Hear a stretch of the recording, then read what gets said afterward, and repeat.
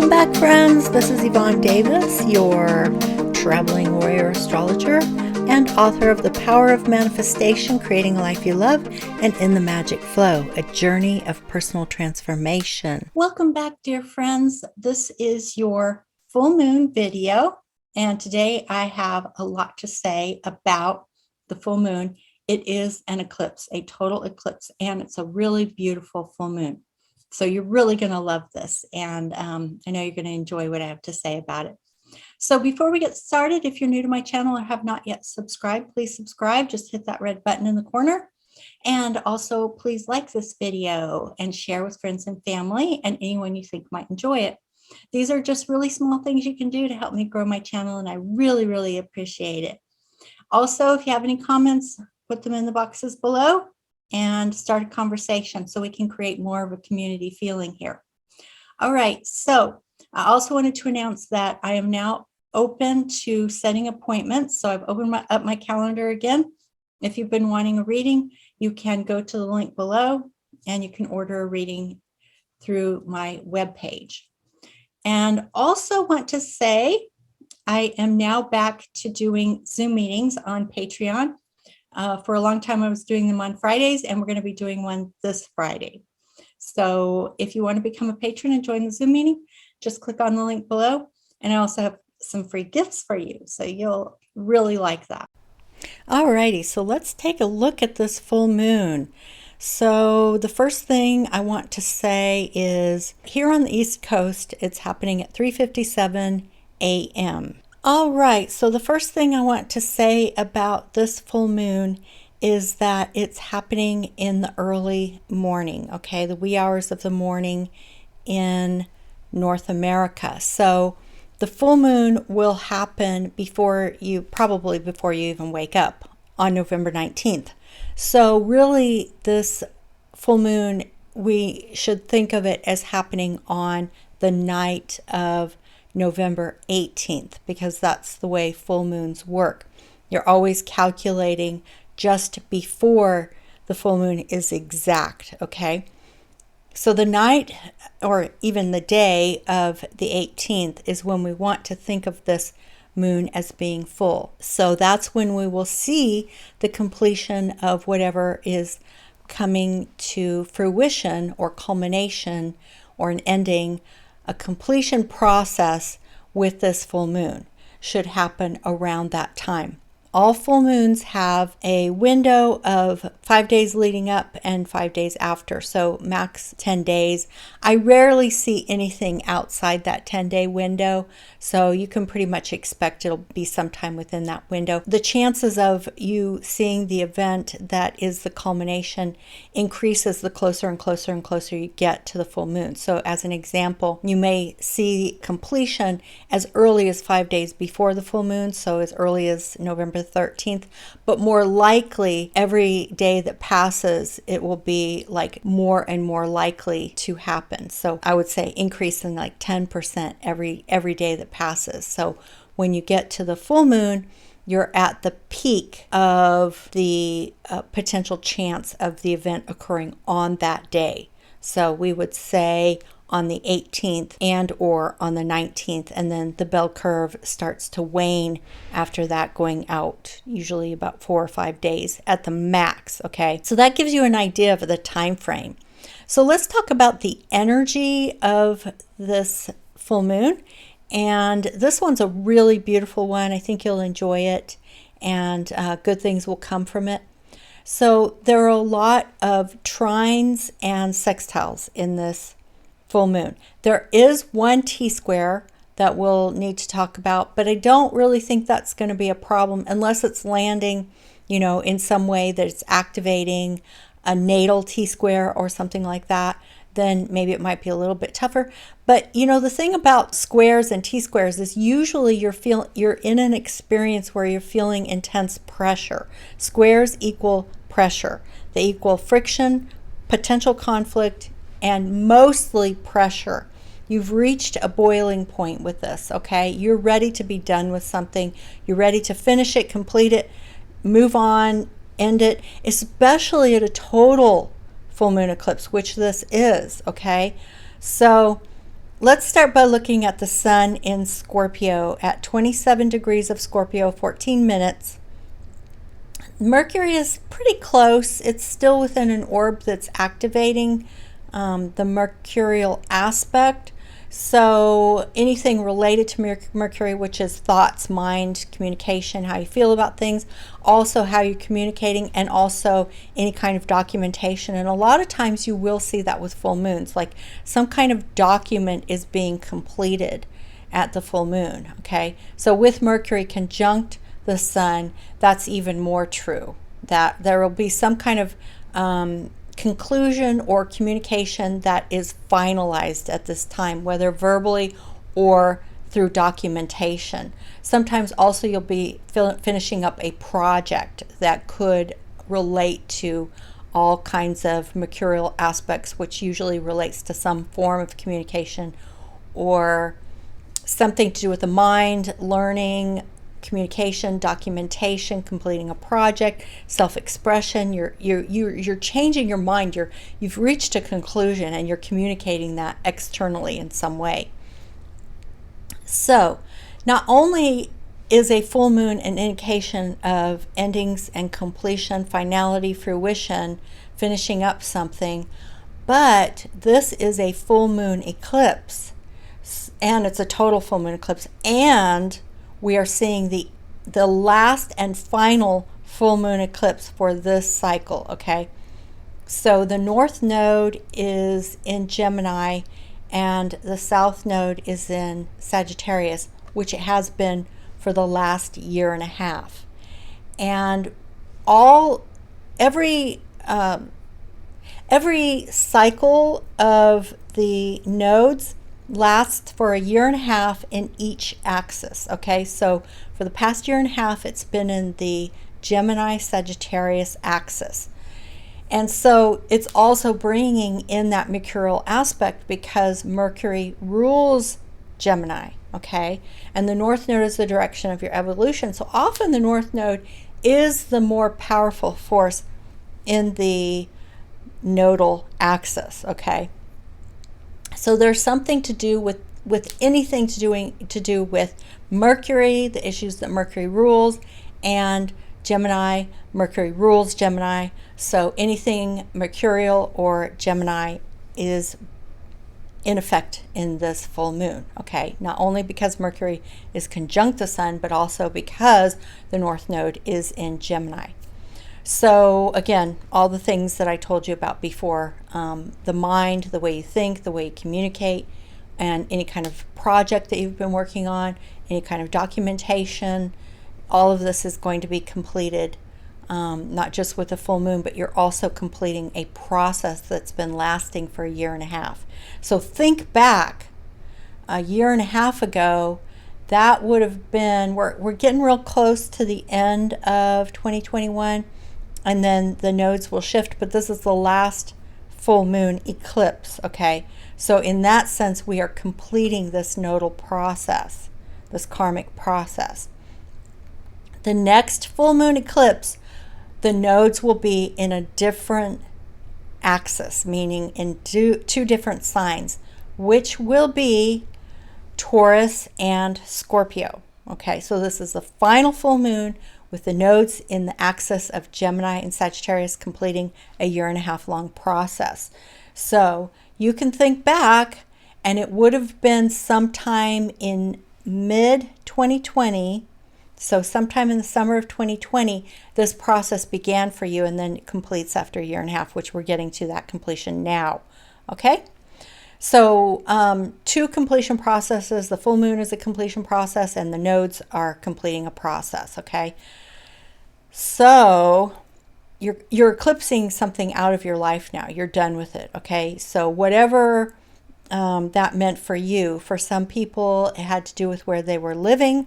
They left a place that they were living and moved into a new place, and that can be anything from just moving into a new home.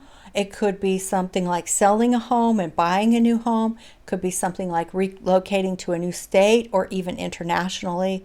So those are some examples. Could be ending a relationship, a very important relationship. Could have been not only ending a relationship, but ending a relationship dynamic, like giving power away. So you've learned to set boundaries, okay? Or maybe you're completing an educational process. Maybe you're graduating now from some educational process. Or maybe you were working on a project, you know, any kind of project.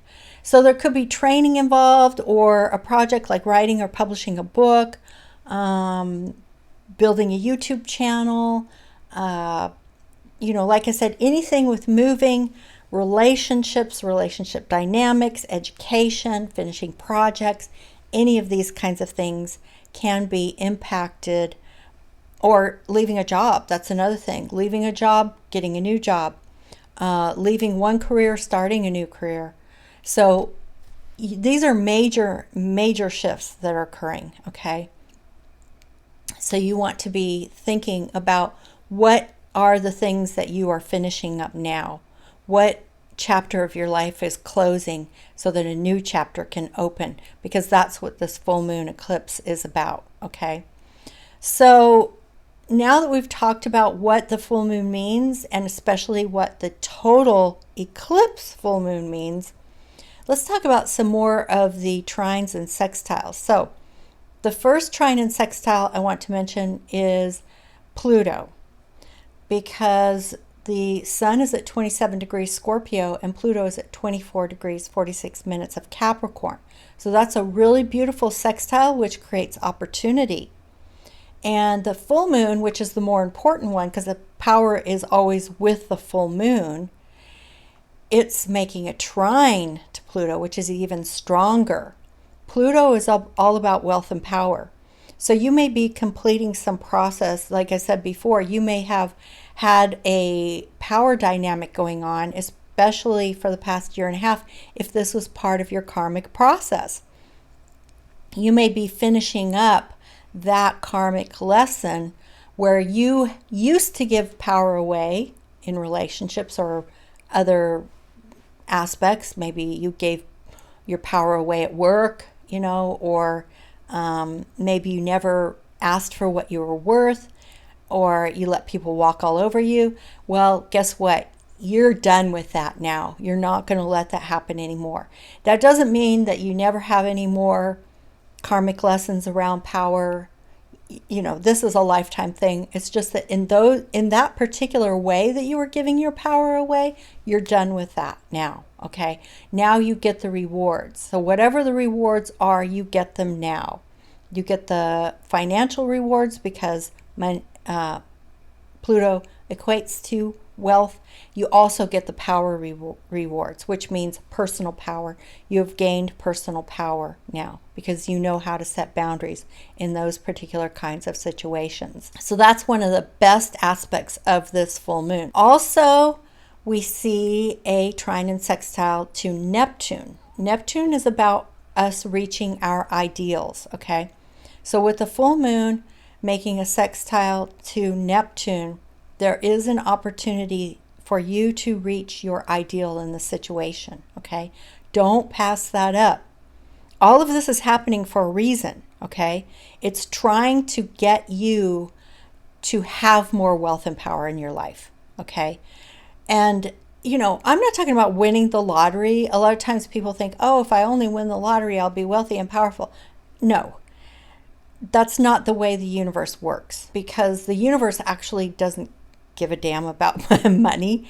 When the universe, like spirit, is contemplating the concept of wealth, that means your first chakra. That means your access to abundance. That means your second house of resources, which is your access to abundance, okay? If you have a strong first chakra, which is your channel to abundance, you will always have access to wealth in all forms, okay? Confidence, strength, motivation, power, personal power, the ability to present yourself well, the ability to influence other people, the ability to make friends, the ability to access credit and, to access capital if you need it, the ability to obtain work that pays well, anything, the ability to obtain housing. Everybody has power for something. I would say I have power for housing. I've never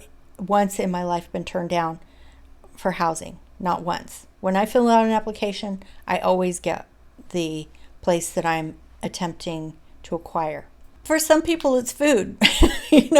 For some people, it's cars or transportation. For some people, it's moving to or traveling or going to other states or going to international places. For some people, it's jobs. They always get the job they apply for. So for some people, it's credit. If they apply for a credit card or a loan, they always get it.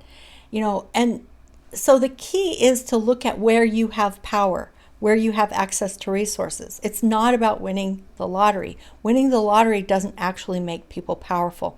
In fact, some people who win the lottery actually become disempowered by that experience. So the power is internal. It's nothing external. It's your ability to access resources. And that is something internal, not external. That's what Pluto is about. Pluto is about your internal capacity to access resources, wealth, and abundance, okay? That's what true power is. The access to abundance, the access to resources, the ability to access the resources that you need at any given time. That's what true power and wealth are. That's what Pluto is bringing. But Neptune is also helping us to access our ideals, okay? The things we really value, the things we dream about, the things we wish and pray and fantasize about, those goals, those dreams, the ideals that we have for our lives. We actually have an opportunity to move closer to that ideal, move closer to those dreams, move closer to those goals. We have an opportunity with this full moon to do that. So don't miss out on that opportunity, okay? The other really beautiful trine and sextile that are happening in this chart is Mars, because Mars is in a sextile to Venus. Venus is at 12 degrees Capricorn, 18 minutes, and Mars is at 13 degrees Scorpio, 23 minutes, and they're in a sextile. And so there's an opportunity there as well to mix your masculine warrior action-oriented energy with Venus, which is your ability to attract and create beauty, create compatible relationships. So if you need to take action, if you need to contact someone or attract them to your project, to your goal, this is a good time to do that. You can attract resources and relationships with this sextile. Also at this time, Uranus at 12 degrees of Taurus, 12 minutes, is making a very close, almost exact trine to Venus at this time. So you will have good luck where that's concerned, okay? So that pretty much sums up all of the trines and sextiles. We also have the part of fortune at 0 degrees of Aries on the East Coast. And 0 degrees is called the Aries point. In particular, people on the East Coast will actually get an extra bonus benefit from that. So that's good news too. And it's ruled by Mars. So you're going to get the benefit of the Mars sextile to Venus. So that's good news. So those are all the really super beneficial alignments in this chart. Now, like I said, there is one aspect that is a little bit tricky, which is that Mars squares Saturn. So as we're moving toward the full moon, during that 2 weeks between the new moon and full moon, we will have a square of Mars to Saturn. Whenever Mars squares Saturn, it's like we have to put on the brakes. It's like a racehorse behind a gate. The horse wants to get out of the gate and start running. That's Mars, okay? Mars is the race horse, but Saturn is the gate. And so when they're in a square, there's a frustration there about not being able to move forward. You're being halted by the square to Saturn. So what you have to do is you just have to be patient. When you can observe your frustration, your desire to move forward, but that you can't move forward, you have to be patient. There's something blocking you that has to be resolved first. Just keep that in mind. Saturn's always there for a reason. Saturn's purpose in our lives is to help us see the benefit of structure, the benefit of following the rules, obeying the rules, understanding that when you get stopped in your tracks, it's trying to teach you something. It's putting a limitation on you because it wants you to see what you need to learn, okay? Did you make a mistake? Do you need to go back and correct it? Is there something else that needs to be done before you can move forward? If the answer is yes, then get it done. Don't be so impatient. It'll work out better if you cross all your T's and dot all your I's first, okay? And that's what this square is trying to teach us. It's also in an opposition to Uranus, which is going to make it even harder to follow the rules. Uranus hates following the rules. It absolutely hates it. It wants nothing, no kind of constriction, no kind of restraints. It hates restraints. It hates constriction. And it hates having to obey the rules. So when it's in an opposition to Mars, it's making it even harder. And then it's in that square to Saturn saying, hey, wait a minute, you got to follow the rules. So just listen to what I'm saying. I know it's going to be frustrating, but you have to do it. And the irony is with the full moon, it's also in a square to Jupiter. Squares to Jupiter aren't really a problem, except that it's going to amplify this opposition of Mars and Uranus and this desire to break free, okay? Which can be a good thing, but there may be a reason why you need to wait, okay? For example, I just heard that someone I know quit a job, and if he had waited just a couple more weeks, he actually would have qualified for like 3 months of unemployment benefits. If he had just waited a couple more weeks, and he knew that, and he just popped his cork, you know, he blew up and he quit. And, you know, that's the kind of thing that if he could have brought in more of that Saturn energy and just disciplined himself to be patient just a little bit longer, he could have benefited financially so that he would have the space to then go out and, you know, not have to worry, have plenty of time to go and find a new job without having to worry about whether or not he could pay his bills. But he was impatient. And that's exactly the kind of thing I'm talking about. Don't get so impatient that you actually sabotage yourself. Because I know there's a situation where you may feel frustrated. Like I said, the squares, especially in a T-square, is going to cause this feeling of frustration, tension, friction, conflict, and you want to blow up because of the Mars opposition to Uranus, and also because the full moon is squaring Jupiter in Aquarius, which is ruled by Uranus. So I know you're going to want to blow up and just, you know, break free, but you've got to look at why is Saturn putting a constraint on you? It's for your own good. Pull in the energy of Saturn, which is discipline and patience. Don't sabotage yourself because you're feeling frustrated, okay? You can integrate these energies and they will work to your benefit, okay? So that is the meaning of this full moon. There's a completion process going on here, not just with the full moon, which all full moons are about completion, but it's completing a karmic cycle that lasts 1.5 years. This is the last full moon in this karmic cycle. And then the next time we have a full moon eclipse, which will be 6 months from now, the nodes will be in a different axis. They will actually be in Taurus and Scorpio. So the new moon eclipse, which happens on December 4th, will begin this new process, this new karmic process. So we're in a completion process and we're in a beginning process. So we're not just closing a chapter, we may be closing a book, okay? Starting a whole new aspect to our lives. So get ready for it, but it's going to be good. I promise you. This full moon is really, really positive. The only way it could possibly be difficult for you is if you have a hard time with that Saturn square, or if it's landing in your chart in a way that is particularly difficult. But in the end, once you work through the challenges and the bumps in the road, you're still going to get the benefit of this full moon, okay? All right, so that's it for today, and I will see you again in the next video.